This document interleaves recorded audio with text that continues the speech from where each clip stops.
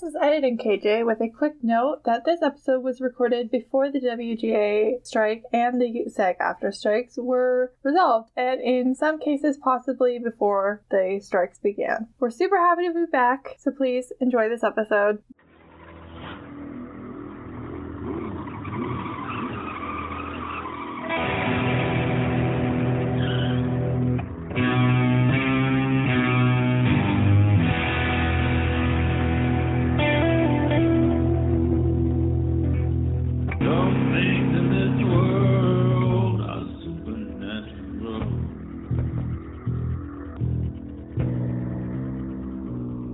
My name is KJ, and you're listening to the Supernatural Opinions podcast, where some things in this world are supernatural. My pronouns are she, they, and this is the podcast where I talk to my fellow Supernatural fans about Supernatural, and we share our Supernatural opinions. Today, I'm being joined by my guests, Meredith and Katie. Meredith, please remind the people who you are. My name is Meredith. My pronouns are she, her, and I don't have anything fun or snappy to say. This is a first. I'm sure you'll come up with something later. There we go. Get out of my coma. And Katie, you've been here before, but it's been a while. I think it was last season. So please remind the people who you are. My name's Katie. Pronouns are she, her. I go by Destiel Cannon on Twitter or Nerdy Nerdenstein on AO3. And I do the Making It Up As We Go podcast, which is me reading Destiel Fanfic as an audiobook. Yes, we love the service that you are providing us. Which I have not posted a lot. I've been very, very busy, but I'm hoping to get back into it. That's okay. Did you have a huge uptick when AO3 was under attack? Were people flooding to you? I didn't look at the metrics, but I did post on Twitter like, hey, remember there's something you can do. If you can't read, you can listen. And people were like, oh my gosh. And there were a few people that had never heard of it before and were like, oh, wow. And so I ended up posting a 2-hour podfic that was on AO3, but I hadn't put on the podcast yet. So you provided a good service. That's right. I was trying to post a bunch more, and then I got so busy at work that I wasn't able to. So luckily, AO3 back up yet? Yeah, it recovered very quickly, much quicker than everyone anticipated. They did an excellent job recovering. I just heard everyone freaking out about it. It sounded like it had been down for like a week. No, it was like a day. It was like 24 hours, but there was people who were like speculating it was going to be down for several weeks. Like it was back up in under 48 hours. Like it was very quick. But the community really rallied. Like we were all like, wait a minute, I have some EPUB saved. Wait a minute, I have some PDF saved. Yeah, absolutely. And we were like, we can just share it with each other. There we go. Gosh, the speed. Months and months ago, we had started doing like a little like podcasters like reading Down to Agincourt for the first time. And I got to chapter 4 like months ago. And then I got really busy and stuff was happening and I didn't finish it. And so then I was like, oh, AO3's down and it might be down for several weeks. Does anybody have book 1 of DTA? I'm going to pick it back up. Honestly, it was back up before I even had time to look at it. But I think I'm still going to pick it back up and read it because I am very interested in actually finishing it. I feel like it's something I need. I've never read it. Is that the super long one? Yes. Yeah. I really enjoyed the first 3 chapters. I just got busy. Yeah. Are the chapters long or are they like normal sized? I would say they're like normal sized, but that's pretty long for like a lot of fan fictions. A lot of fanfics have shorter chapters. I would say they're lengthy enough. Are they? I like one of the longest ones that I like is Graveyard Shift. It's like 600,000 words. Yeah. So it's hefty. But I could never. Somehow the words just like happen when it's a fanfic. Like, I don't know. Yeah. Like they don't count the same as they do in like a traditionally published media. Mm-hmm. Don't know what it is, but I could read a 200,000 word fanfic in like a day or two. And I could also read a 200,000 word novel in a day or two if it's well written. But it's something about it just feels longer. Anyway, back to this episode of Supernatural. This week we are recapping season 4, episode 6, Yellow Fever, which originally aired on October 23rd, 2008. And the title's a little bit of a double entendre. The color yellow is commonly associated with like the colloquialism yellow belly and like cowardliness. And it's thought that like that association comes from like medical practices and like yellow bile and like the 4 humors. And like it's also like the color of quarantine from like surprise, surprise, yellow fever. which according to the CDC is like still a serious problem. We just don't have it here because we're too far north. It's mostly spread by mosquitoes in South America and Africa. It's a virus, and symptoms include sudden onset fevers, chills, severe headaches, back pain, body aches, nausea, and vomiting. Most people have those things and then they improve, but 15% of people go on to develop high fevers, jaundice, bleeding, specifically GI bleeding, shock, and multi-organ failure, and is lethal 20 to 50% of the time for people who have those more like extreme symptoms. So not a great deal, and also something I kind of thought we weren't dealing with anymore. But still problematic. There is a vaccine for it, so at least there's like some prevention in place. Bubonic plague still exists too. That's true. It does. Not super common, but can still be contracted. It'll rear its ugly head eventually. This week's episode will contain spoilers for this episode and make reference to previous episodes, but will not contain spoilers for later episodes. This episode was co-written by Andrew Dabb and Daniel Laughlin and directed by Phil Zagrisha. I hate to give kudos to Andrew Dabb, but this episode's really, I think, well written in some ways, and it's also his first time here, so we do have to talk about him. Welcome, Andrew Dabb. We're never going to be rid of him. He's literally going to write up until the last possible minute. He wrote 1520, the series finale, so we just got to get used to him from here on out. I see why you would not like him. He's written / story edited / show run like more than 80 episodes of Supernatural, so he's a part of the fabric of the show. I still blame Robert Singer. as you very well should. Robert Singer was here from the beginning and therefore should have known better / is the reason why they went the direction they did, I bet. But anyway, let's talk about Andrew more next time he's here, and let's talk about our co-writer Daniel Laughlin. He didn't sound familiar to me. He wasn't like a writer name that I recognized, but he's written like quite a lot of episodes. And he's a story editor for season 5, executive story editor for season 6, and he has written from this season up to season 8, so like 4 seasons he worked on the show. So he's around.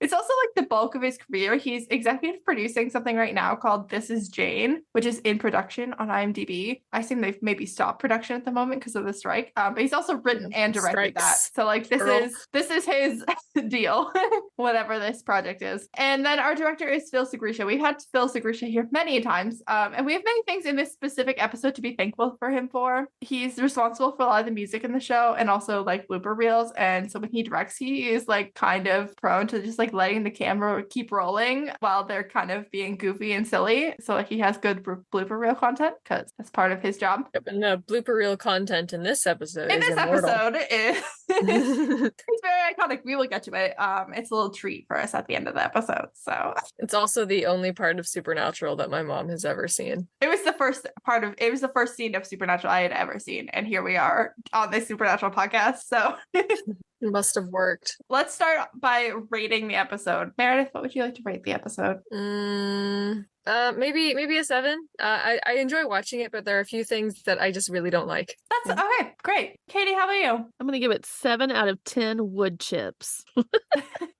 Yeah, they like you said, there's some things in it that I'm like, oh, that's icky. Yeah. But it is a classic episode that has some humor in it that, that's iconic. And then Jensen's little lip sync thing at the end is iconic. So you can't really discount that, but some really icky stuff kind of happens. I was actually like initially like my gut reaction was to give this a 10 out of 10. And then I knocked it down a bunch. I knocked it down to 8.5 because I do really like this episode. I actually think it's a pretty enjoyable watch. Like usually if I'm taking points off, it's because it's something about it is not enjoyable to me. But I had a very fun time watching it. I think it missed the boat emotionally. This episode had a lot of things that should have been a lot more emotional than they were, and just like certain characters were not having the emotional responses I would expect them to be having. Yeah, particularly Sam and Bobby just look emotionless.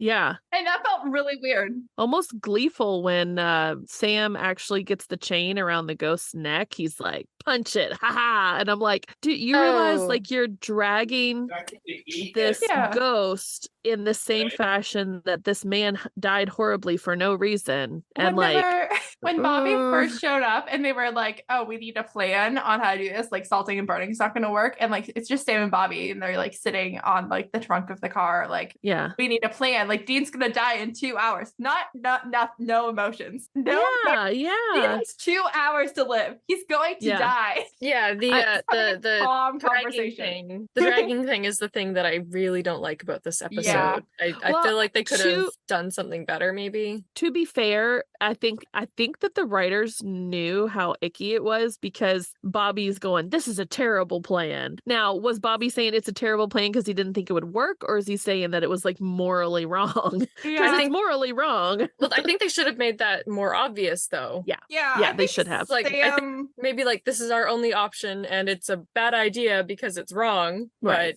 it's all we can do within the short time frame we have. When they're kind of like Monday morning quarterbacking it at the very end of the episode, I think Sam says something like, it was pretty brutal, but like, that's it. That's as deep as they get into that. Yeah. Let's take a quick break from that and do death count because, people died. Did they? This week, we only really saw one death, which is the sheriff, bringing our on-screen total to 277. And the on-off-screen total for this episode was 6, bringing that total to 1,926 plus. So, things are happening. Yep. No angelic deaths because Cass was once again not here to report back to us on them. That's sad. This is the 3rd episode in a row Cass hasn't been here. I'm starting to be annoyed at the show for not giving me my angel. He was in the previously on though. Yeah. Doesn't count. Like, I know. Well, no. I'm just saying. I saw it and I was like, ooh, does he show up in this? No. 3rd episode in a row with no Cass. He's here next episode, so it's fine. Oh, good. Like when they put him in the previously on and he's not he's there. Gonna finally meet Sam, but you don't get to see him. Yeah. Next week he's finally gonna meet Sam for the first time. Oh, fun. I love that. Because he hasn't done that yet. So yeah. Anyway, into the recap. This episode starts how a lot of episodes start with like a cold open, but it's cold open of the boys in the middle of some wild situation, and then we flash back 24 to 48 hours, and then we work our way back up to that point. In this episode, it's Dean in his little FBI suit running for his life, being chased by a dog. Of course, we hear dogs, we think hellhounds, but it's a Yorkie with a little pink bow in its hair. It's so cute. I want to squish it. And then we flash back 43 hours to them arriving in Rockridge, Colorado. Sam and Dean are checking out a heart attack victim, Frank O'Brien, 44, who was a marathon runner until he suddenly dropped dead. And I'm like, that's like the weakest link that they've ever yeah, he's like running marathons, but like hearts do weird shit all the time. Like people have freak medical problems all the time. They do say later that there was like 3 people that died with the scratches on them. Yeah. Oh, okay. Yeah, later, but like initially, like that was all the information. Is that all that like, brought them? Yeah. Oh. I think that's another instance of poor writing. Should have mentioned that earlier. Like initially, that was all we had. Was like a 44-year-old marathon writer died of a heart attack, and that was Emmy was like, "Yeah, I have great job security. Everybody dies. Yeah, this is a little bit unusual, but like people die. Why are you here?" Yeah. Then there was they mentioned that there was a second dude in like another town who was also really healthy who died of a heart attack, and they're like, "That's weird. That's 2." And then they're like, "Yeah, okay, now there's 3 people. Someone from the same town," and they all had the scratches. So eventually we got more of a lead. Oh, good. Sam and Dean request an autopsy on behalf of the FBI. They've gotten really confident in their FBI impersonation. It's one thing to walk in and like ask to see a body, but to demand someone do an autopsy, like that's right. It's quite bold. They unfortunately come in contact with bodily fluids in the process, and they do note that like Frank's hands and arms are scratched all to hell. And all due respect to this Emmy and the medical training he may or may not have, but that's not like a singular fault amount of scratching. This dude looks like he fell off a motorcycle, and we're gonna we find out later in the episode that like it's very intense self-inflicted scratching and like ghostly road rash, but like it definitely looks like that in terms of like severity and placement. Like you can't scratch at the back of your arm, like the back of your hand and the inside of your like forearm in the same fall like that to that severity in a single fall. To like it's not possible. Okay. The ME saying, "Oh, well, no, when people drop dead, they tend to drop." That's for like some really small abrasions, because that's the weight of your body or the weight of your arm. Like those are deep scratches. That ME needs to have his license revoked. I forget if it's Emmys or quarters, but one of them doesn't need any medical training. And that guy, it might be this guy. That guy's definitely whatever one doesn't require you to have any sort of real medical training. Seems like a bad decision. Yeah. Yes. Anyway, his heart's like totally fine aside from the fact that, it stopped doing its only job. Right. I guess someone got a hold of a death note. Yeah, but it's fine because that's when we're going to go to the police station. And that means we get to meet Deputy Linus. I don't know if his actual name is Deputy Linus, but the sheriff calls him Linus. And I couldn't tell if he was like sarcastically like making fun of him or if his name was actually Linus. Either way, he's the sweetest cop we've ever had on the show to date. He's so cute. And also causes Dean to have like a small queer awakening. Mm-hmm. He barely looks old enough to be a deputy. He's like a baby. He's just got the sweetest little smile. I'm a big fan. He does have a nice smile. I like that. He's sweet. For him. We want good things for him. Yeah. Hopefully he has a better boss after this episode. It's supernatural. Speaking of the Probably boss, not. he is strange as heck. Even before, like, so was the shoes off part of the ghost sickness? I think it was. I think it was like a germ phobia. Like, turned into a germaphobe. Like, yeah. Okay, that makes sense. But yeah, he does make them take their shoes off and like offers them hand sanitizer when they come in. And like it's meant to be really kooky and it is a little bit kooky, but like also like post-COVID, like it's good practice. Except he's pouring like buckets of it into his hand, which is just like that's not any more effective than a nice little squirt of hand sanitizing like a huge amount all the time is gonna dry the shit out of your hands. Like your hands are gonna start like cracking and bleeding, which is not it's gonna do the opposite of what you want it to do. Also, it's gonna hurt. Just wants it enough to go all the way up to his armpits. Definitely not gonna help the itching either. Like the itching situation if your hands are also like super dry. Probably not. You should probably get some moisturizer. And also like you don't need to hand sanitize that frequently. Like hand sanitize, sit down at your desk, and then hand sanitize again when you haven't touched anything. Like you don't need to worry. Honestly, it's better to just wash your hands. Yes. Anyway, the sheriff was Frank's friend, and they were on the same softball team, the Gamecocks, and Frank was acting really freaked out and scared before he died. And that's like death number 3 with like scratching and the weirdness. So Sam and Dean are definitely concerned at this point, and they don't really have an idea of what they're dealing with. And Dean's starting to be infected because he's really nervous about walking past some teenagers on bikes who are just like goofing around between them and the Impala, which is weird for a guy who typically runs around like mouthing off to angels and demons and like chasing monsters for a living. Like definitely like a hint that something's wrong. And that's Teenagers by My Chemical Romance starts playing. They're also just like not doing anything. Like they're not suspicious teenagers. Like one of them is like sitting on like a bike, and like the other one, they're like kicking a ball or a can or something around. Like they're not doing any harm. They're being teenagers, basically. I find Dean just completely charming when he's all scared. Like absolutely love it so much. I just want to like wrap him in a blanket and be like, it's okay. And that's how I typically feel about Sam. So it is nice to feel that way about Dean. Sam, meanwhile, just leaves him at every turn. At every turn he can get, he's like, gotta go somewhere else. And I'm like, why are you leaving him alone? To be like, I don't know. This is purely speculation because I don't think they did a good job writing wise or acting wise at like portraying this. But like my like, generosity towards Sam is like that Sam is uncomfortable in any situation where Dean is not acting like himself, where he needs to be taken care of. I think that the idea of taking care of Dean makes Sam deeply uncomfortable. Also, sometimes siblings are just terrible to each other. Yeah, that's true. I would feel that way about my parents. Like if I was like visiting my parents and like my mom and was like suddenly like needing me to like take like care of her like to like an extreme amount, I would be really freaked out. Like it would be uncomfortable for me. Yeah. Not that I wouldn't do it if she needed. Of course I would do it. I would get over it. But like I think their parental roles are I had an experience like that recently and it was terrifying.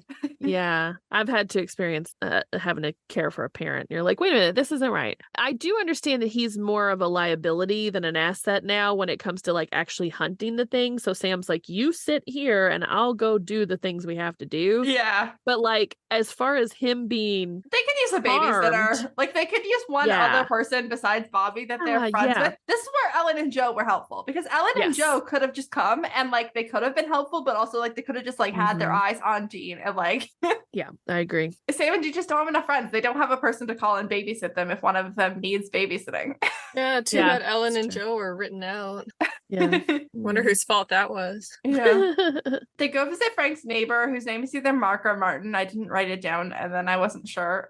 But it's definitely an M name. And he makes the connection between their aliases, Agents Tyler and Perry and Aerosmith, and he's also like wearing a snake as a scarf. I love it. I love this guy. Yeah. I want to be him when I grow up. The snake's name is Donnie. Oh, that's cute. And Marie. The other one is Marie. Donnie and Marie. Oh, yes. I love that.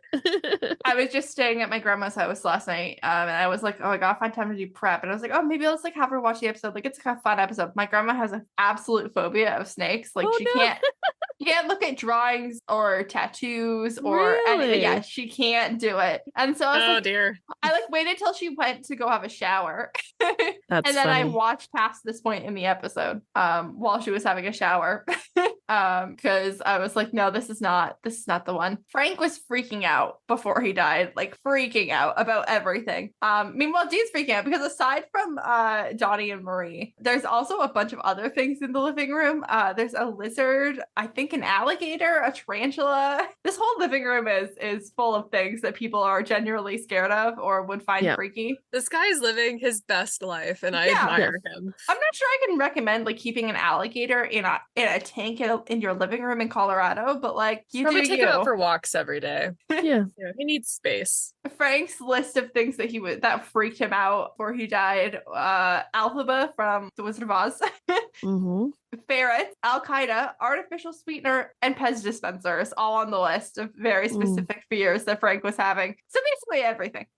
Some of those things, genuine worries. Artificial sweetener. Wicked Witch of the West. She's terrifying. Yeah. Ferrets, not really trustworthy. Those big little eyes. Al Qaeda, understandable. Yeah. But Frank was an okay dude now. But he used to be dispensers, though. Yeah. I mean, some of them, I guess, are a little creepy, but like not anything to be that scared of. I don't know. They look into your soul. They know your thoughts. But Frank used to be a town bully, but his wife died like 20 years ago and had like a massive impact on him. Later, we're going to find out that's not the only thing that happened to Frank 20 years ago that might have had a massive impact on him and made him want to be less of a dick, but we'll get there. Yeah. Then we have the scene where Mary, the snake, comes over the back of the couch. She's like a massive python. She's touching Dean. This scene will like forever be iconic for me because I just always think of like them talking about filming this and like Jared just like refusing to be in the shot. Like you're keeping the shot close on Dean because I am not sitting here. Establish your boundaries, Jared. Yeah. Denson doesn't have a choice, but you do. I feel like after the bees, they maybe got slightly better at advocating for when they did want to work with live animals, but the bees will mentally scar you.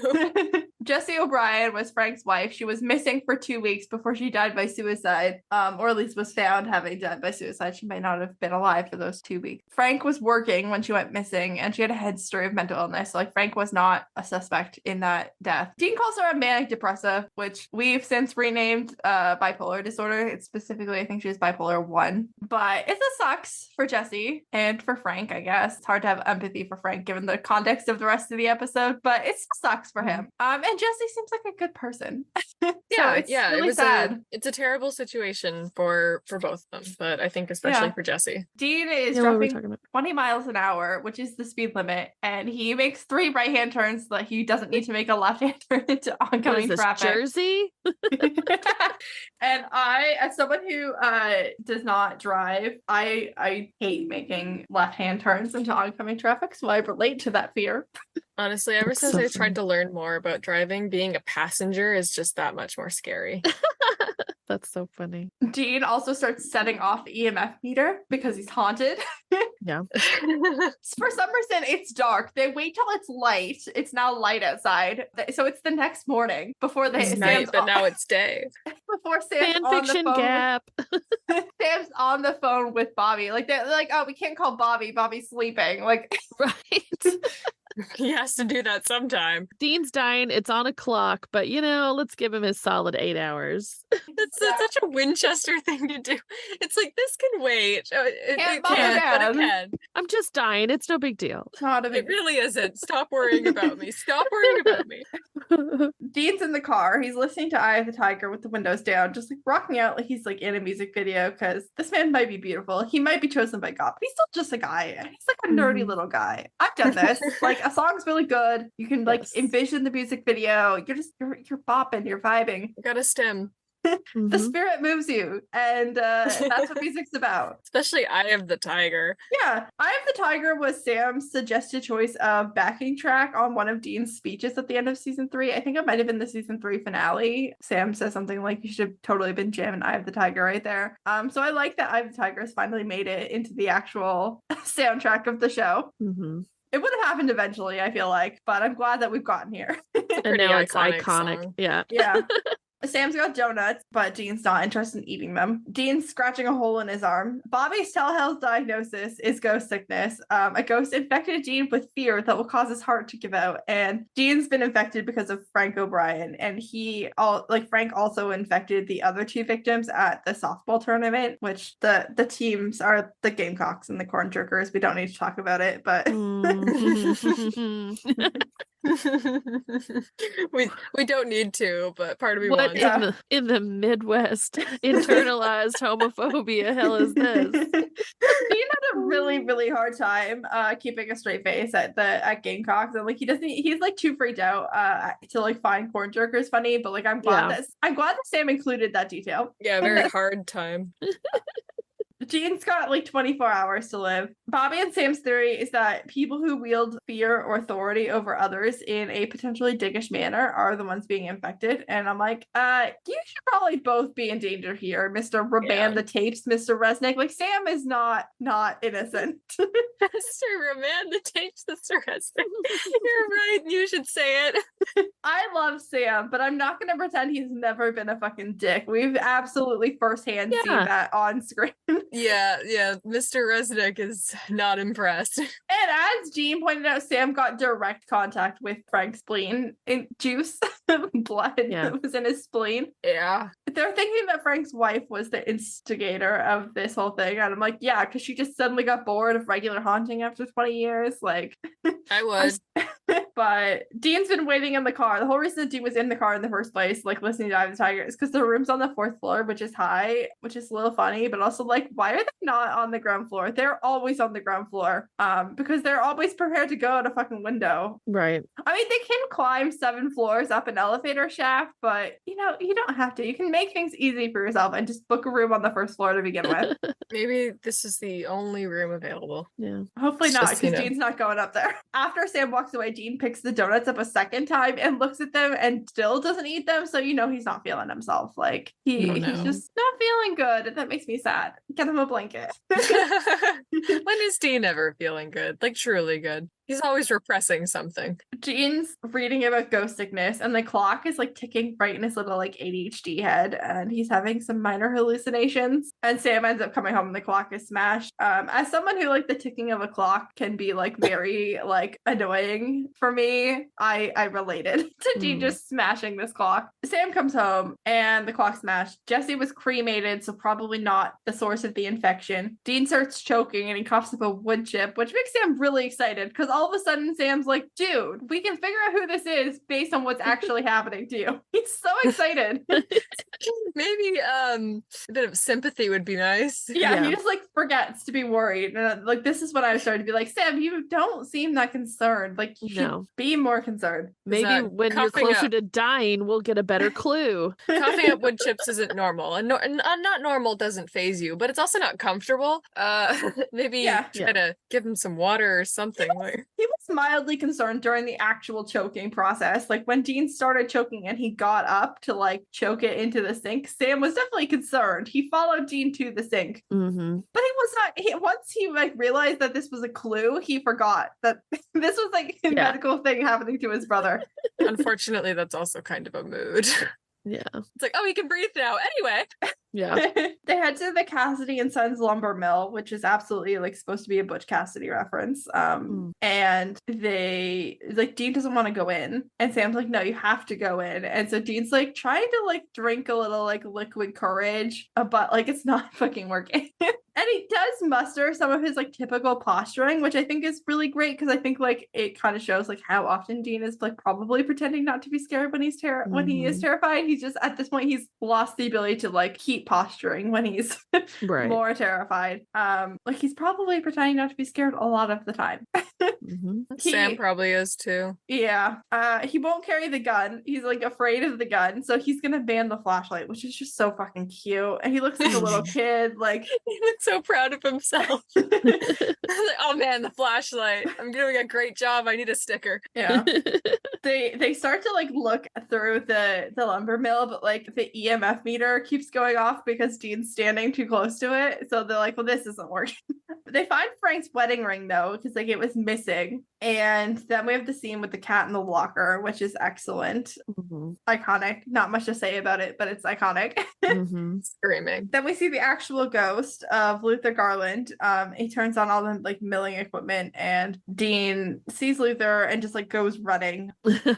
I feel like Luther's like Luther's a little bit aggressive, but he's not like the most aggressive ghost at first. So, and Sam's really quick on the shotgun, so like Sam does not need Dean. So they go back to the police station and see Deputy Linus. He goes in the Garland file. Dean has finished off a bottle of whiskey. Oh yeah, he is drunk.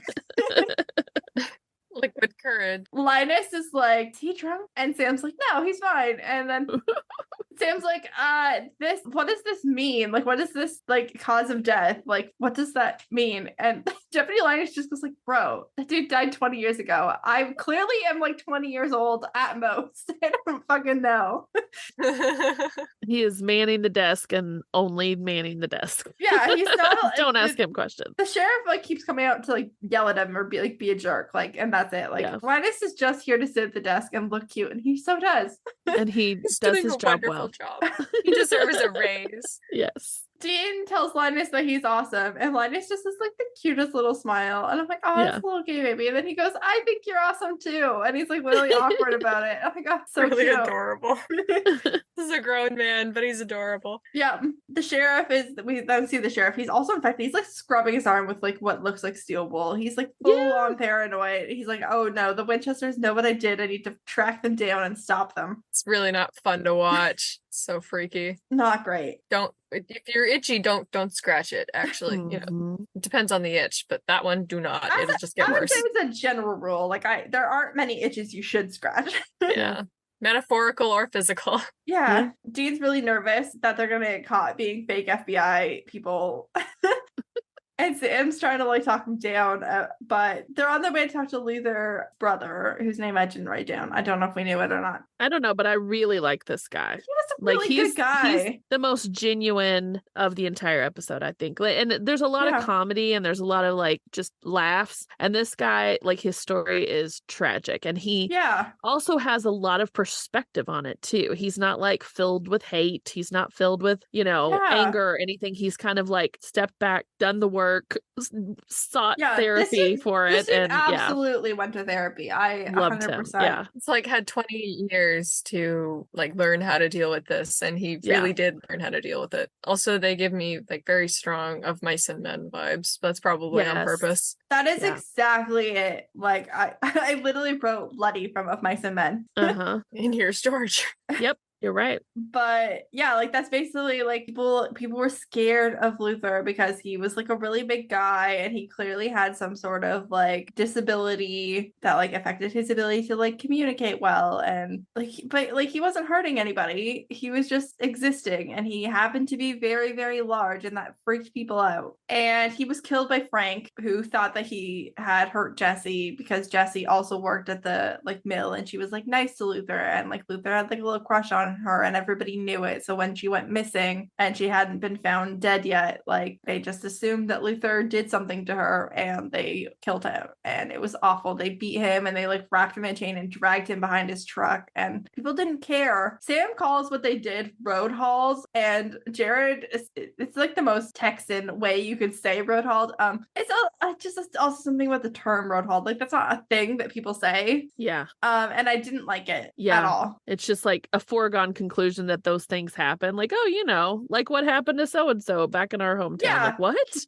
This is horrific. He said it the way that people say, like, oh, like that, like a lynching happened. Like, yeah, like that's a thing that people do regularly enough that there's somehow a name for it. Yeah. Why? Awful. But Luther's brother was really full of empathy for people who thought that Luther was like scary, and he had empathy for Frank. He's like, yeah, of course, I see why Frank like thought that was what happened, and like, but like, oh, it's awful. I don't like it. I don't like it at all. I don't think I'd have the maturity and perspective if I was Luther's. I don't think I ever sibling. would, especially when he doesn't suffer any consequences. Yeah. And it was like later, and like everybody knows that like Luther didn't do anything. Like, yeah. And like to not like say this is my brother's story and this is what happened to my brother. Like I'd be banging down the the sheriff's door going, absolutely not. Like, not only was your brother murdered, he was brutalized before and during that act. Yeah, like clearly terrified. Yeah.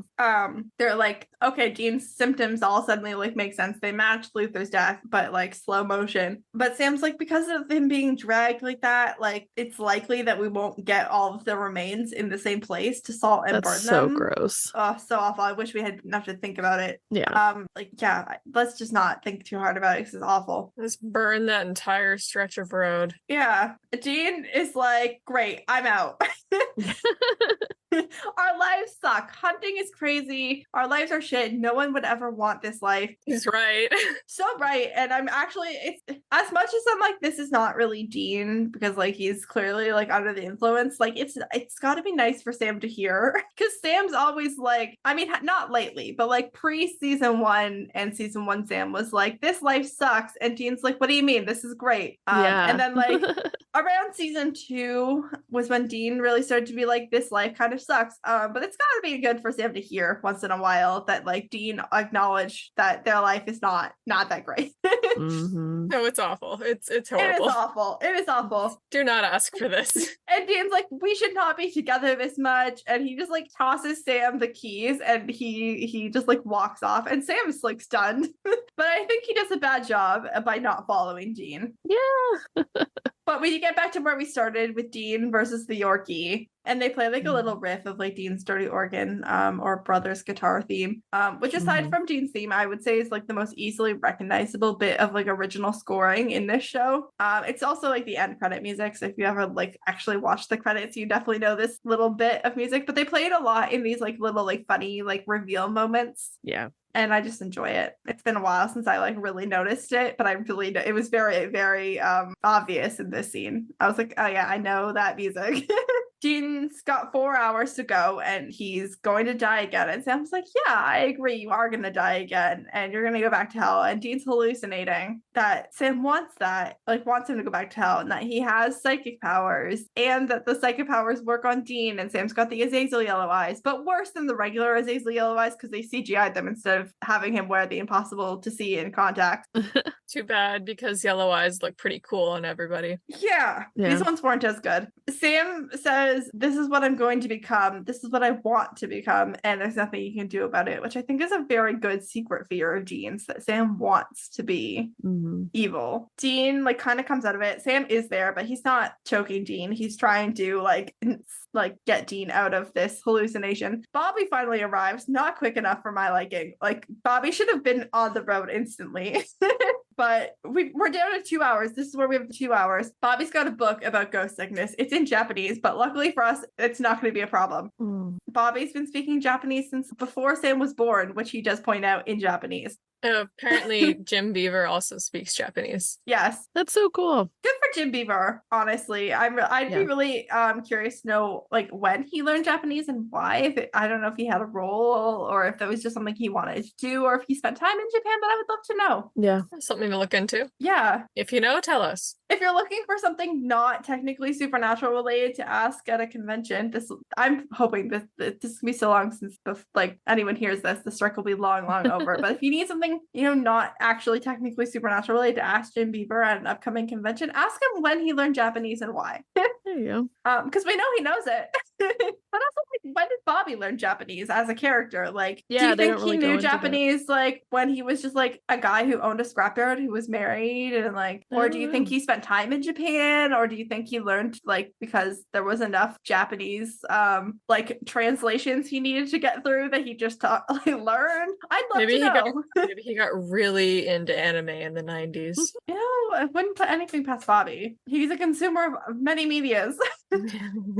And anime was a big thing in North America in the 90s. Yeah. Really needed Inuyasha. The prescribed method of dealing with this is still salt and burning. And Sam's like, that's not going to work. We need a plan B. And Bobby's like, well, you can scare a ghost to death. And Sam's like, okay, I'm going to call Dean and tell him that we have a really great plan. And Bobby is like, that plan was shit. But he doesn't have a better plan. So they're just going to go with it. Then we have like the whole fight between the sheriff and Dean. And we start hearing Dean's heartbeat, which is really great. I think it's like a really great motif. They've used it before with Sam, specifically when Sam's using his powers. But it was really interesting to hear with Dean, and I think was really great for this episode. Well, especially because especially because the Frank died of a heart attack, didn't he? Or one of the other victims did. All of them, basically.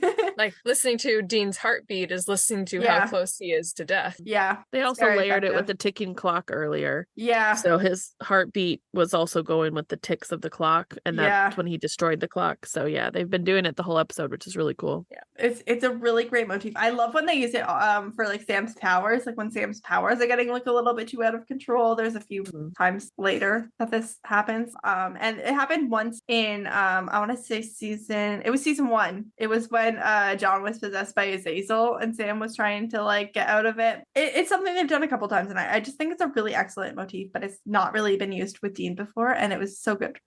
They start fighting, which is not good for the heart work that is happening here, and the sheriff full on has a heart attack and dies in front of Dean, which is just horrifying because like Dean knows that he's like that guy got infected like within a couple of hours of Dean. And that's just horrifying. Like Dean just like witnessed what's gonna happen to him firsthand. Yeah. Did you notice he covers him up with a blanket? Yes. Like he takes one of the blankets off the hotel room. I'm surprised he got close enough to the body. I know, yeah. But it was a like very like sweet touch, I think. Yeah. Like, yeah, I'm just gonna cover that up. Sam is a dick here to Luther's ghost. Tears up the Jesse drawing, basically turns into Zach Bagans. And I don't like when Sam's mean. I like when Sam's arrogant. I like when he's like a little bit like evil. I don't like when he's mean. Yes, this was just cruel, like on so many levels. He was being a bully. Yeah. And I know that he like they kind of talked through like, oh, well, I can't get him out from doing this, so I have to make him angry. Like I know that like they act like they're completely justified in what they did, but like it feels really icky. Yeah. Just I don't like watching it. It feels like gratuitous. Yeah. Dean's hallucinating evil Sam again, and like the hellhound noises, and his heart is pounding. He's holding the Bible up to his lips like it might ward off evil, or like he might want to pray, and we've never seen that from Dean before. I was like, pray to Cass. Maybe we'll see him after all. Yes. Like this man does not want to go back to hell. Dying before was bad. It was to be avoided. But like since Dean actually went to hell and experienced hell, it's become a very big deal. And he does not want to go back. No. Dean hallucinates like little girl Lilith. Once again, kudos to this child actor. She's perfect. I love her. Oh my goodness. Perfect. She's amazing. This is when we learn that 4 months in hell is like 40 years in like the real world, or like feels like 40 years. And Dean should remember all of it, even though he claimed he didn't, and we kind of knew he was lying. We kind of had confirmation that he is lying. He remembers everything, and it's implied heavily that whatever happened to Dean in hell is the reason that he has been infected. Like that's the thing that makes him a dick, or like using fear to like control other people. More on that later. Once we find out exactly what happened in hell, it makes sense. I thought that was going to. I thought that scene where we find out was going to be at the end of this episode, and then it wasn't. I was like, it wasn't this episode, I guess. Yeah. I think it's coming We're soon, getting closer. Though. Yeah, we're getting closer to it. Like the specifics of what happened to Dean. Dean's heart is starting to give out. Like it's not good. Sam's getting the shit beat out of him by Luther, which is what Sam needs, because he like puts the chain around the neck and Bobby drags him with the Impala, and that dissipates his spirit, and Dean stops hallucinating and his like arm skin heals and he's no longer dying, which I don't was a little bit miffed that they just healed up his arms like that. I was like, it was because of the ghost sickness, but it was like an actual like inflicted injury that he had. Like you were the one doing the scratching. It wasn't like the scratches were just showing up like stigmata. Yeah, like the itch itself was part of the sickness, but the way you reacted to it was your own choice. It wasn't like the wood chips or like the like road rash that was like on the back of the hands and stuff. Like that was like ghost sicknessy stuff, but like the scratching that like through the skin, that was Jean. Also, story-wise, it's kind of fun to have like these leftover marks from this ordeal. Yeah, that too. Something to remember it by. Yeah, but Jean's not dying anymore, which is the important thing. It's what we love to see. Always a good day when Jean Winchester does not die. Jean and Sam are having beers, and Bobby's pointedly not, because they're all about to drive, but not quite yet for the Winchester. So they're both going to drink. It's fine, because they're immediately going to drive. They're pretending they're not, but like they're in the middle of nowhere. They're clearly one of them. What are they going to do? Sit for 2 hours in this quarry? They're clearly about to drink and drive. Maybe. But Bobby's not, so yay Bobby. Bobby's a good person. Bobby's responsible. I'm sure one beer is not enough to affect either of the Winchesters, enough to actually impair their driving, but you just still shouldn't. The show is so bad for that. Anyway, Jean's in a single gray shirt with the sleeves rolled up. He looks appropriately cozy for someone who just nearly died, and Sam's got this like denim on denim, and he's having a really great hair day. They both look excellent in this little end scene. Good to note. The lighting's amazing. Yeah, it's doing everybody all the favors. Sam makes a point of saying that what they did to Luther was pretty brutal. Dean's posturing like, I'm fine now. Like I'll go hunting right now. I'll kill anything. And Sam and Bobby are just, oh, you're so cute. Like they're right. Yeah, Bobby's in a hurry to hit the road, so he gets going and leaves them alone, which it's good. Bobby probably does have shit to do, because like they do have a whole apocalypse thing is like kind of started, but they don't have any real information about it yet. So Bobby's got research to do. He's got books to read. But we don't have a lot of information on that yet, so I would assume that that's what Bobby's off to do. He's got shit to do, because we need more information on that. Yeah. Sam wants to know what Dean hallucinated about, like right when he was about to die, and Dean's having a hard time looking at Sam, I think, because of the evil Sam hallucinations he was having. Then he lies and he like jokes about howler monkeys, and then he says the usual stuff, nothing I can't handle, which is it's a lie, because clearly he couldn't handle it. He was about to die. Yeah. Also, Dean has come so far since season 1. I think it's season 1, episode 5. It's either episode 4 or episode 5. I think it might be episode 4, actually. I wrote 5, but I think it's 4. When Sam was like, doesn't this job ever get to you? Like, don't you have nightmares? And Dean was like, no, you can't let it get to you, whatever. And like now he's like, no, there's a usual level of stuff that we think about when things are really bad. So I'm glad that he acknowledged that. I wish he'd tell his brother the extent of the horrible things, but I'm glad that he's at least acknowledging that their regular baseline shit is also bad. Yeah. The episode ends there basically, but don't turn anything off, because this episode end credit scene. Well, did you notice the flash of yellow in Sam's eyes? I did. I forgot to put it in my notes, so I forgot to bring it up, but yeah, there's a little flash. So is that real or perceived? Like, did Dean... It's hard to say, because we don't... This show is often Dean's POV, but it is sometimes not Dean's POV. Either way, it's very fun. Yeah. But it is something to speculate. And like, even like, because we know Sam is using his powers behind Dean's back. We don't know how much or how often, or like what effect that is having on him. We do know Dean just had those hallucinations. But yeah, there's a lot of unknowns floating around about Sam's powers. Like we've only really seen him do it once in the first episode of this season. We haven't really seen him use them again this season. That'll change. He's never had yellow eyes either. Yeah, he's never had yellow eyes. That's not like that's a part of it. They've never come across anything else that had yellow eyes, like since Azazel. But of course, Sam. I think more people on this show should have weird glowing eyes. Yes. Yes. But yeah, and also like when Sam was brought back, there was a lot like it wasn't really a plot last season because there wasn't time for it to be a plot, but there was a lot of times that it was sort of implied that Sam came back wrong when Dean sold his soul. Yeah. Like that was a big plot of like, are you sure that what you brought back was really Sam? So, there's just a lot of questions. Great, because that is the Sam we get for most of the show. Yeah. But yeah, then we got our little end credit treat. Mm-hmm. It's the first scene of the show that I ever watched. It is Jensen lip syncing "Eye of the Tiger." It's really great. Jared's laughing so hard in the background. Jensen's got full choreo. He's playing lead guitar on the roof of the Impala. It's really iconic. Honestly, just go watch it for yourself. I can't describe the whole thing to you bit by bit. It's hilarious. Yeah, it's great. It was referenced in the Hillywood parody. Well, the first one. Yeah. And like, yeah, I think like this is part just like Phil just kind of like keeps filming because he does, like, that's his way of filming. Doesn't care if it's filming the guys goofing off. And like Jared was just like, what if I don't go and bang on the window? Like, what's gonna happen? And the answer is Jensen's just gonna keep going. Yep. Because Jensen is just like possessed by the spirit of Gene Winchester for like lengths of time. Essentially. And the spirit of Eye of the Tiger, because it does that. Yeah, pretty much. Just go watch it for yourself. I feel like, you know, we can just be like, it's great, but like, just go watch it, experience it firsthand.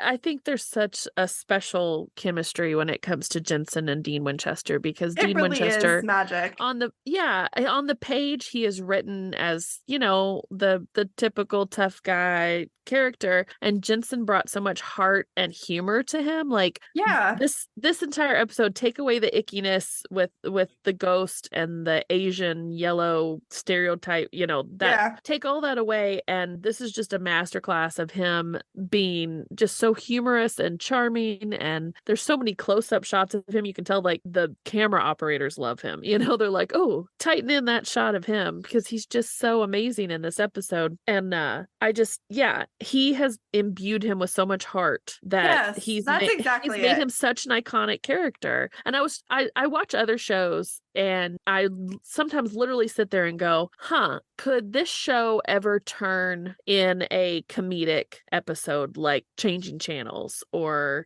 you know, like The French Mistake or like this one? And I'm like, I could not foresee any universe where Gotham Knights could do that, or, you know, The Vampire Diaries could do that. Like, they're still good shows, but they're just not. I think Jensen especially, but I think Jared also does like can flip on that comedy switch when he needs to as well, and I think he enjoys that. And I think that's something that like they just kind of like recognized early on. They're like, oh, this worked, like this is something we can do. It's not something we're gonna do every week because that's not what our show is. It's not why why we're here, but like we're gonna take risks and we're gonna do things, and like, oh, like Jensen and Jared can do it. Like, and I'm still trying to find, there has to be other shows that have the ability to do that, but any show I watch, Buffy I'm like, is pretty close. Probably there are some episodes of Buffy that are more. Merlin can do it too sometimes. Oh yes, I would say Psych is kind of the opposite, where most of it is a comedy, and then occasionally they have these like really well done dramatic episodes, and they stand out because they're amazing and the actors can do them. Listeners, if you know of any other shows that even come close, like, we're not going to hold every show to the standard of Supernatural, but like if you have another show that you think like is like this kind of thing where it's like not this, but it can just be a comedy for like an episode here and there, like, let us know. If it's something I haven't watched. Riverdale. Watching Riverdale, I've never seen gotten it. Incredible. It's ending. It's gonna be over by the time this episode comes out. It's like gonna be over in the next 4 weeks, but it's one that can, I mean, Riverdale's always kind of off the walls, but like it's really, the more it leads into being off the walls, the better it is. Oh, good. I'm glad they've found their calling. Yeah. And you can tell like this season in particular, because this season is like completely like a new genre really than the previous 6 seasons were. And you can tell that like for the first time in like several seasons that the actors are really actually enjoying working. There was a lot of time where like you're like, oh, none of these people want to be here. They're embarrassed to be here. But they've really all come around, I feel like, in this season. Anyway, MVP of the week. Katie, who would you like to nominate as this week's most valuable person who was contributing shit? Bobby coming in with the lore. Bobby did otherwise come with the lore. He would be dead. Meredith, how about you? Yeah, Bobby. Like, he doesn't show up often enough at this stage, so we always have to give him something. I was considering splitting between Sam and Bobby, but I think I am just going to give it to Bobby. I think he deserves it. It just kind of felt like the plan was Sam's plan and not like a Sam and Bobby plan. Like it didn't really feel like Bobby was in the plan, but like, it wasn't really a great plan, as Bobby said. It was a shit plan that just happened to work. Yeah, exactly. I hate the plan. He's not getting any credit for it. Yes, yeah. Don't saddle him with that plan. He hated it too. Bechdel test. We technically have 2 women in this episode. Like Lilith and kind of Jessie. Okay. But like one was mentioned and one was a hallucination. Yeah. And she's like a girl and she's also a demon, so she's not really a girl. She identifies as a girl. Jessie was just was used for man's pain. Yeah. Like Jessie she was just a prop. She was a flashback. And also of course they didn't talk to each other, so automatic failure of the Bechdel test. We have not had a pass this season. It's been like 9 episodes since we had a pass. Things are looking really bleak so far this season in terms of the Bechdel test. I am hoping it's going to improve, but like this so far is like on track to be like worse than the previous season.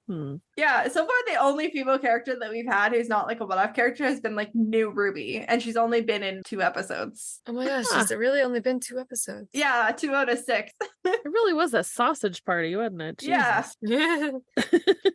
And like she's Ruby, but like she got recast from previous Ruby, so like she's technically new. Like she's not. Yeah. This week's case of the week was the ghost sickness. Meredith, do you have anything to tell us about ghost sickness? Yeah, just like 1 paragraph. Excellent. Apparently ghost sickness is a real term, which I did not know. It's a part of several indigenous cultures, especially Polynesian and Native American. It describes feelings of anxiety, nightmares, and lethargy that tend to follow the death of a loved one. It causes vary from ghosts and evil spirits to witchcraft, and those who suffer from ghost sickness might also see an apparition of the person they lost, as well as ghosts of others they might not even know. In the article I read, a man from Papua New Guinea was grieving the loss of a friend and would have visions or hallucinations of his friend's ghost and a group of other people that he didn't know. His friend would tell him to be strong and do little else, and the group was made up of indigenous New Guineans who would just talk amongst themselves, and it was this group that filled the man with anxiety. He was also experiencing insomnia and dysphoria. The article is actually a medical case report telling psychiatrists to consider the cultural beliefs of their patients before treating them. What one culture considers a normal manifestation of grief might be seen as psychosis in another, so being aware of your patient's cultural context will allow you to treat them more effectively. I thought this was very interesting and definitely good advice for healthcare workers everywhere. Yeah. So Sam mentioned that like ghost sickness was like contributed to the fact that like people stopped like keeping their loved ones' bodies like in their homes for like viewing.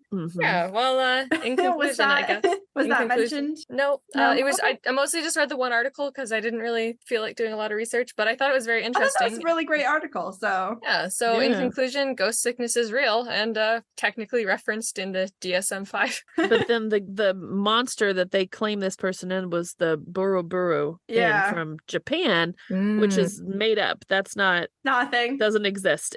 The word actually means to shake, usually from cold, or to shake someone's head to like refuse. I feel like they could have picked a better word then, like a word that actually like was relevant to what we were. I feel like there's absolutely no reason to tie it to something that you call yellow fever. There's absolutely no reason to choose an Asian ghost for this. You're like, so right, actually, especially because like, especially because there's no lore to it. You just literally decided to do that in my yellow fever like title exploration. It was mentioned that like phrase has been linked to like racism, but like it did specifically say like that probably wasn't how it originated. So I went to the next paragraph to like talk about like where that term originated from. But that is a good point. Like we should probably mention like that is definitely like a racist stereotype. Yeah, just the yellow, you know, when it comes to tying the color yellow with Asians is just something you want to avoid. Like they could have picked any other place culture, like, and they picked Japan. Yeah. And, honestly, if you take that aspect out of it, it doesn't change a dang thing except for learning that Bobby knew Japanese. So, I feel like if you want to be completely generous, you can say, oh, well, they knew Jim Beaver knew Japanese. So I think that's probably what the process was. I don't think it was that deep, but like somebody still should have gone, hey, wait a second. Yeah, like maybe we can have Jim Beaver speak Japanese in a different episode because there's going to be lots of opportunities for that. Mm-hmm. Yeah, at this point, I feel like they knew that they were going to have Jim Beaver back at least throughout this season, if not like future seasons. Then they at least knew about this season. Like, I just, sometimes it feels like they feel like they can get away with things. Like, oh, well, we can get away with it because yellow means scared and people are scared, so we can get away with this. It's no big deal. Like, I don't put it past them, honestly. And I'm like, ugh. Y'all are being icky. Yeah, I'm glad we talked about that, actually. I'm glad that it needed to be said. Yeah. Get that out in the air. Yeah. Anything else about ghost sickness that we want to talk about? Not for me. Excellent. Highlight and low light. Meredith, did you have a highlight and a low light for this episode? Highlight is the Eye of the Tiger scene in the credits. Low light is Luther's second death and his first one, actually. Yeah, that sucks. Katie, how about you? Yeah, I had put Jensen's acting, and like when I think of Dean Winchester, like the look he has in this episode specifically is Dean Winchester to me. You know what I mean? Like, for some reason they always had really tight shots on his green eyes and his freckles and his hair and like what he was wearing and his little amulet, and I was like, oh man, I haven't seen season 4 episodes in a while, so I was watching this like, he's so pretty. Imagine the face that launched 1,000 fanfics. Yes. They were both looking so good in this episode. Like, Sam looked really good too. Good. I was like, oh, your hair is good. Wonderful. Like, you got a nice tan going on. Last weekend I was recording with Beth and Jamie, and they're on season 6. So we were recording like 603, but I was like coming out of like early season 4, then like dumping me into season 6. I was like, whoa, these sideburns have gotten very out of hand. Yes. I forgot how out of hand they get. And the long flowing hair. Well, no, that's later on when his hair gets really long in like season 8. Is like, for me, like my favorite Sam hair is season 13. Like, yes, that was good too. Yeah. And like season 13 is my favorite like Sam outfit. My 2 favorite Sam outfits are in the same episode of season 13. So like, when is it the orange jacket? No, it's the episode where they go, like come back from Apocalypse World. Sam like has this camo jacket on in Apocalypse World. And then when he gets back, he has like a gray like sweatshirt on. Oh, I was gonna say the gray sweatshirt. Yes, that looks really good on him. Yeah. And I'm like, I don't know. Jared's always struck me as someone who like gives like good hugs. Like I just imagine like he's a good hugger. I think it's because he's so large. Like a hug from him would be like so all enveloping. And I'm like, and that sweatshirt looks really soft. I just feel like he would be so cozy if he hugged you. Yeah, I would imagine. I just want to feel cozy all the time. Yeah. My low light, I had put also killing the ghost the same way he was unjustly killed in his life was extremely icky. It's not the first time that they've had to do that to ghosts as well.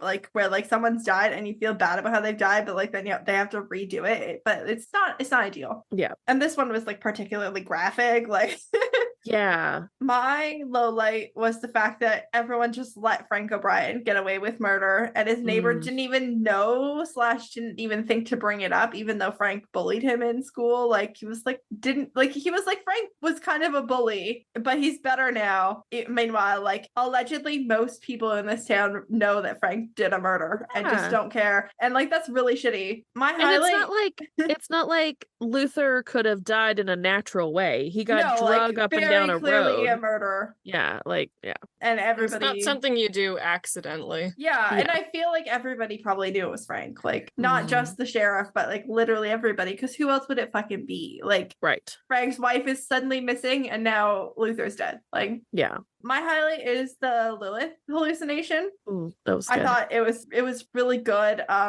When she's yelling like ba-boom, ba-boom, and oh man, she's so good. Absolutely terrifying. The little actress is excellent. Yeah. Our next segment is Call CPS, which is times an adult should be calling CPS. I think we're okay to not call CPS this week. Even though Dean didn't need a babysitter. Yeah, we needed a babysitter. That would be more like APS, Adult Protective Services. What I do think we need to talk about is the firing squad. I think that there is a very clear person who needed to be fired for not performing their job duties. Yep. And that is the sheriff of this town. I don't care if you're friends. You can't let someone commit a murder because they think someone did something. Yeah. Or and the way he's so casually. It's like a little bit weird. Like, oh, like, yeah, like the guy that died is a little bit weird. So I guess it's fine that you killed him. Yeah. He's like, it's like most of history. Right. Not true. He was like, he was my buddy, so I wasn't going to bust him for it. I'm like, it's you so casual. He wasn't smoking pot. He did a murder. I like the way you keep saying he did a murder. It just cracks me up for some reason. Like, he did a kill. He did a road haul. You know, one of those things we see every week. Maybe that's why I let him off. It's like maybe every day that happens.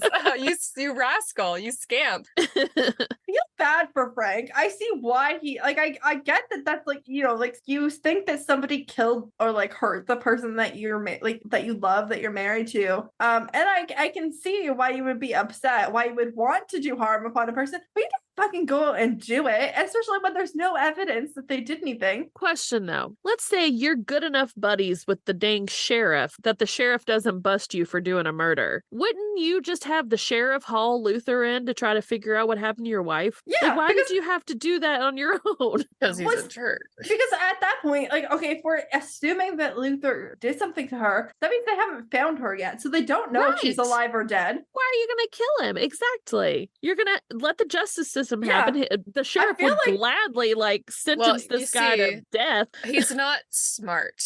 Yeah, it's true. Bro, I know you're grieving, but a lot of people can actually deal with their grief without murdering a person. Murdering someone, yeah. It's very common. Murdering someone who like didn't do anything. Like, I've had loved ones die and I didn't murder one person. Okay, not even like a small animal. Even if they did do something, do not murder a person. Yeah. That is bad. Exactly. Do not advise that on this show. I did not mean to like condone a murder. I was just like, I get like if someone had actually hurt your loved one and you murdered them, like I understand why you did that. I don't think you should do it. I don't think you're gonna have to change your Twitter bio. KJ does not condone murder. Like a flashback from last week during Monster Movie where KJ like kind of accidentally condoned like murdering your child. Yeah. What I advocated was if you were going to murder your child because you think they're a monster, do the job. Go all the way through with it. So if you're gonna try, you better succeed. I was like, if you don't succeed, don't just like let your child go out into the world to actually become a monster. If you don't succeed, chain them in the basement. I don't know if the Twitter bio has enough characters in it for everything you need to say. It's like I need to explain myself. I do not condone murder. It's like, I get it. I'm not going to do it, but I get it. Yeah. I do not condone murder. Please do not murder anybody. It's what KJ says. Listen to KJ. I cannot really imagine anyone actually having the audacity to remove a human life from the planet. But people definitely do it. I think you shouldn't. Yeah, I agree. Please don't. Anyway, the sheriff should be fucking fired though, because he did not. He just like let that go for 20 years. The sheriff should be murdered, is what you're saying. I'm not saying he deserved what happened. I'm just saying. No, yeah, he should be fired. I'm just saying, if anybody did deserve it, it was the sheriff. Dean really tried to save him. Dean, I will say, like, Dean was like, you gotta calm down. Like, he tried to get him to like not freak out and not die. I don't think there was any hope there, but I like that he tried. Mental health check. I'm not a psychologist. This segment is based purely on my own opinions and weekly reminder. If you're struggling with anything at all, please reach out for help. This like Frank didn't do. Yeah. Yep. This week was actually, I don't think, like a great measure of mental health because Dean's like infected to be like scared and paranoid. Yeah. But this is the section where I was like, Sam was very unemotional. I don't know if it was the writing or the directing or just the acting, but either way, there was just no emotion happening on Sam's behalf. Like he was just like barely more than mildly concerned.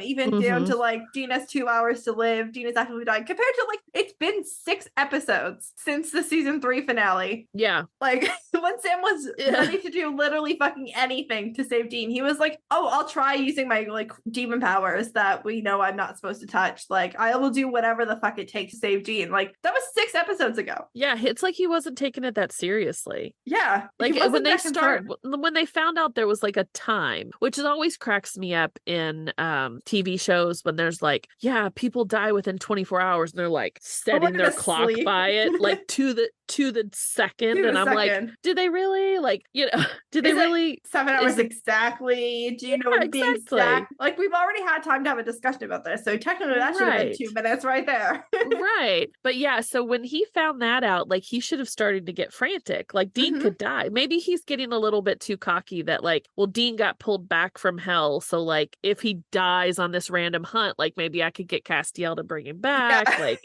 I mean, who knows? Yeah, a whole new avenue has been opened up in terms of resurrecting each other. So yeah, so maybe he's getting as long as at this point, as long as Dean's the one dying, because the angels have not interacted with him at all yet. Yeah. They hasn't even met Cass. The only like tangential interaction Sam and Cass have had is Cass like ratting Sam out about the psychic powers thing. Like they do not have a relationship. Yeah. So I guess as long as Dean's the one dying, like maybe the angels will pull him back out. But Sam's lucky that this particular ghost did not interpret any of his dickish behavior as too dickish. Yeah. Just didn't know him very well. He saw the puppy eyes and he was blindsided. Didn't know that Sam could do a Zach Bagans impression. God, I hate Zach Bagans. Anyway, there was no soul transactions in this episode. Sam did not contribute to his ongoing brain injury. Cass was not here for the 3rd episode in a row, so we didn't get one-on-one time. We didn't have any powered updates. Nobody was held hostage, so there was no eyes off the hostage moments. So that brings us to name that episode. Does anybody have any episode name suggestions? One with Eye of the Tiger. There you go. Yeah. The one where Dean reacts to their work like a normal person. That one's good. I'm writing it down. Oh. Work. I also had the one with the Eye of the Tiger. I also had the one with the ghost sickness. I feel like, you know, sometimes we can make them fun. Sometimes we can make them obvious. Yeah. One where we say down with the ghost sickness. Oh. Wow. The one where Bobby's fluent in Japanese. Ooh. I just thought of it right now. Yeah. And then to finish off this week's episode, we have line of the week. Meredith, do you want to start us off with your line of the week? Dean screaming. That counts as a line. Yes, it does. It totally does. Katie, how about you? I like when he goes, "Am I haunted?" when he's trying to drive. That was really cute. Mine's really similar to that. Mine is you have a second one? I have another one. What was the one he said? My favorite when he delivered this line, when he goes, "I don't want to be a clue." Was the cutest damn thing I'd ever heard. He is such a sweet little baby. Dejected. Like, oh no. Oh man. My line of the week is, Sam, I'm not going to make a left-hand turn into oncoming traffic. I'm not suicidal. So good. It was so funny in this episode. Yes. And that's why it was 8.5, despite the things that it didn't do well, because it is funny. Yeah, like this could have gone down as one like the racist truck episode. Yeah. As, you know, as like easily this could have been the racist truck. Yeah, but he was so charming, and it was such a wonderful little story of him being scared when he's normally the tough guy that really saved it. So good. Anyway, anything else anybody wants to say before we wrap up? Not really. We're good. Great. Meredith, where can people find you if they want to find you? With the racist truck. Back to the racist truck. Just mention it to my head now. At Shades of Dayanira on Tumblr, Instagram, and sometimes TikTok. And if you go there, you'll see lots of very cool drawings for the fantasy series I'm writing. And Katie, I think you said at the start of the episode, but please tell us again, where can the people find you? They can find me on Twitter as Dusty L Cannon. I'm also on Threads sometimes, if that ever takes off. You have a backup? Yeah, in case Twitter like crashes and burns, which it's supposed to supposedly not be Twittered soon. Oh, really? This is new information to me. I'm learning in this exact moment. I'm holding off on Threads for now. Yeah, me too. The dumb guy who runs it now is like, we're removing the Twitter branding. No more birds. So it's going to be like called like X or something really stupid. That's incredibly stupid. Isn't that his baby's name? I don't know. Yeah, it's something like that. Yeah, that might be the thing. The removal of the Twitter and the bird branding might be the thing that gets me off Twitter. I've been saying like I think I'm just gonna go down with the ship until it's like just me and the white supremacists that I never want to talk to. As someone who has never had Twitter or really wanted to get it, it's been like weirdly fun to watch it crash and burn. Yeah, honestly. Like, unfortunately, a lot of people's livelihoods depend on it, but like, I kind of like watching the chaos. I've been using Twitter very regularly for the last 6 years, so I'm gonna be sad. I'm sad at how much it's deteriorated. I'm gonna be sad when it's like completely deteriorated. And I am forced to go to something else, but like, it's gonna be. Well, if we can all agree to go to one other place, then we're fine. But it's like certain people are going here and other people are going here and other people are going there, and it's like you're losing your community. You know, because everyone's kind of going off into different places. It's been fun to see the Twitter refugees arrive at Tumblr. Yeah, trying to learn. I have never been good at Tumblr, so I have a Tumblr. The funniest part is you don't really have to censor yourself as much on Tumblr, but then you see all these people like using X's in random places. Like you don't have to do that here, and we think it's weird if you do. Yeah, that's funny. Anyway, Katie, you were in the middle of giving your was that okay? Yeah. Right. So Dusty L. Cannon on Twitter, also Nerdy Nerdenstein on am I saying that? I usually say Nerdy Nerdenstein. I don't know how you say it on AO3. So, and then I do the Making It Up As We Go podcast. Excellent. If you like Destiel fanfic and you want someone to read it to you, I would recommend giving that a listen. Yep, it's fun. Someone with the dulcet tones of Katie. And next week we're going to be back to talk about season 4, episode 7. It's The Great Pumpkin, Sam Winchester, and it's going to be Halloween, Sam's very favorite holiday. God, no one hates Halloween more than Sam Winchester. Or baby. I mean, he hates all holidays. Halloween is just like his absolute least favorite, which is it's something I find endearing about him, even though I'm a Halloween fan. I love Chandler Halloween. Being coded of him. I've been working on my costume for like a month now. Anyway, thank you, Katie, for joining us. Hey, thanks for having me. You're welcome back anytime. I've been KJ, and this has been Supernatural Opinions. If you enjoyed our show, the best thing you can do is subscribe on your podcast app of choice and tell a friend. Check out our link tree in the episode description for all of our social media and any other Supernatural-related projects we might be working on. Send us an email. Our address is supernaturalopinionspodcast@gmail.com, or reach out directly at KJ, at Ed and KJ on all platforms. Thank you to Joe Veretta for our theme song, and our logo was created by Faith Ebert of faithanddesigns.ca. The episode was recorded, edited, and produced by me, Ed and KJ. If you want to hear more from me, you can check out my other podcast, Series of Opinions. And last but not least, a huge thank you to all of our guests. Some things in this world are supernatural. What we need is a savior.